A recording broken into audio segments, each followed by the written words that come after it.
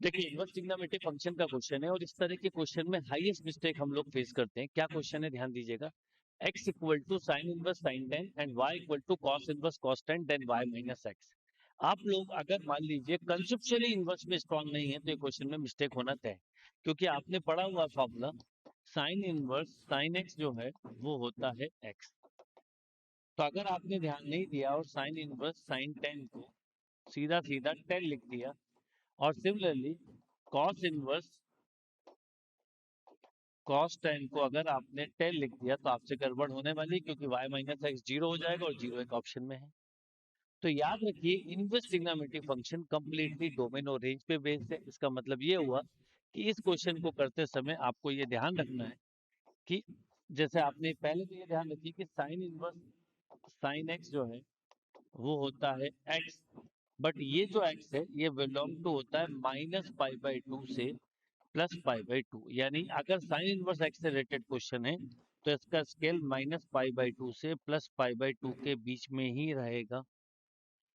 अगर हम रेडियन में समझे तो हम ऐसा बोल सकते हैं अप्रोक्सीमेट माइनस 1.57 से प्लस 1.57 के बीच मान सकते हैं।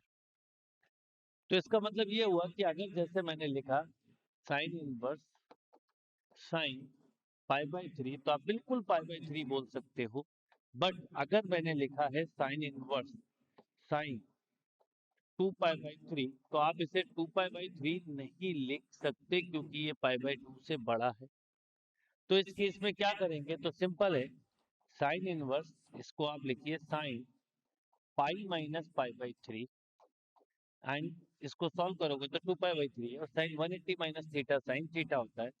तो ये हो गया sine inverse sine pi by three और रिजल्ट आया पाई बाई थ्री, राइट। या मान लीजिए आपके पास क्वेश्चन है sine inverse suppose sine 25 pi by three,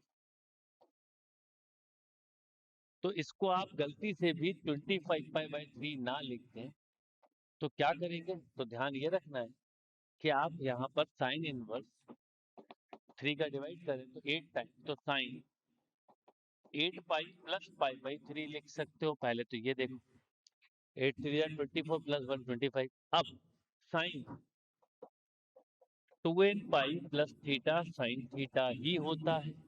2n पाई में कोई दिक्कत नहीं, तो आप इसे लिख सकते हैं sine inverse sine pi by three and this equal to pi by three, right. इसका मतलब ये हुआ कि आपको जो आंसर देना है साइन इनवर्स एक्स से रिलेटेड क्वेश्चन हो तो माइनस पाई बाई टू से प्लस पाई बाई टू के बीच का ही आंसर देना है, उससे ना कम ना उससे ज्यादा। अब यही बात यहाँ पर अप्लाई होगी कि अगर मान लीजिए कॉस इनवर्स एक्स से रिलेटेड क्वेश्चन है, कॉस इनवर्स कॉस एक्स जो है वो होता है x x belong to zero to pi, यानी कॉस इनवर्स एक्स से रिलेटेड क्वेश्चन है तो आपका स्केल जीरो से पाई के बीच में रहेगा और कॉस से रिलेटेड क्वेश्चन के आंसर कभी भी नेगेटिव नहीं होते। तो अगर आपसे मैं बोलूं कि कॉस इनवर्स, ध्यान देना, कॉस पाई बाई थ्री आप पाई बाई थ्री लिख सकते हैं।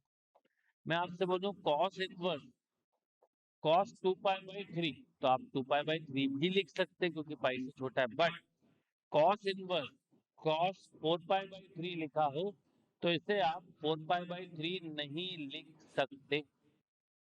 तो क्या करेंगे, तो आप करेंगे cos inverse cos pi two pi minus pi by three भी कर सकते हैं, तो सिक्स माइनस तो यहाँ पे टू ले लीजिए।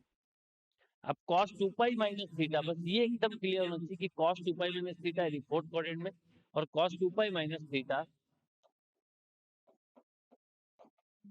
Cos two pi minus theta cos theta ही होता है। तो इसका मतलब आप इसे लिख सकते हैं cos inverse cos two pi by three, तो आपको रिजल्ट मिल जाएगा टू पाई बाई थ्री। तो जब भी आप कोई क्वेश्चन करें कॉस इनवर्स और साइन इनवर्स एक्स से रिलेटेड तो ये छोटा सा कंसेप्ट हमेशा याद रखें। तो अब जैसे ये क्वेश्चन है x equal to sine inverse sine ten, अब याद ये रखना बेटा कि पाई का मतलब 3.14, अप्रोक्सीमेट टू पाई का मतलब 6.28, थ्री पाई का मतलब 9.42 या फोर पाई का मतलब 12.56, ऐसे दिमाग में रखो। फाइव पाई का मतलब 15.70 एंड सो ऑन। तो आपको साइन इनवर्स एक्स के रिलेटेड क्वेश्चन हो तो आपकी रेंज -π/2 से +π/2 के बीच में रखिए।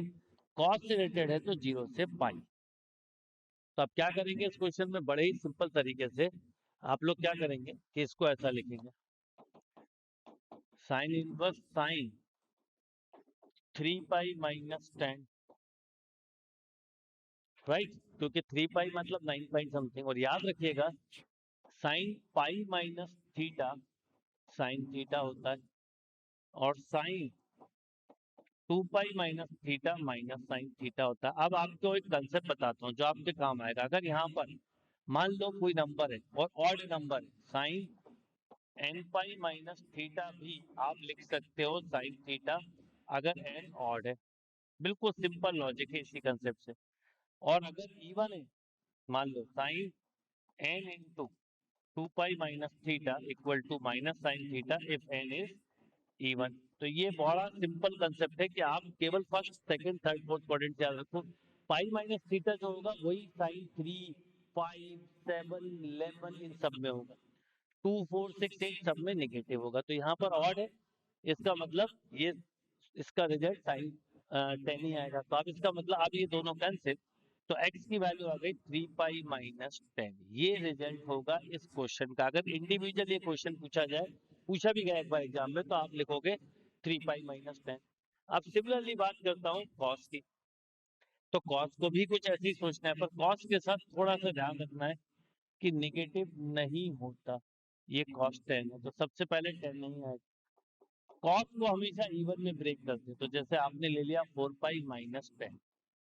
कॉस को अगर इवन में ब्रेक करेंगे तो कोई दिक्कत नहीं है, याद रखना cos 2nπ - theta cos theta ही होता है। हाँ, कॉस में ऑड हो, जैसे cos pi minus theta minus cos theta होता है। तो अगर यहाँ पर ऑड नंबर है, मान लो 1, 3, 5, 7, 9, तो माइनस होगा। तो अभी तो फिलहाल में इवन है, तो अभी यहाँ पे कितना मिलेगा, 4π मतलब 12 पॉइंट समथिंग माइनस 10 हमारी रेंज में आ गया। तो y मिल गया 4π - 10। ये y का रिजल्ट आ गया, ये x का रिजल्ट आ गया। आपसे पूछा क्या है, y - x। तो 4π - 10 माइनस 3π -10। तो 4 और 3 कितना हो जाएगा, 7π। 10 से 10 कैंसिल, तो आपको करेक्ट आंसर मिलेगा 7π। तो ये सबसे इंपॉर्टेंट और थोड़ा सा ध्यान रखने वाले क्वेश्चन है, क्योंकि ये डोमेन पे बेस्ड क्वेश्चन है।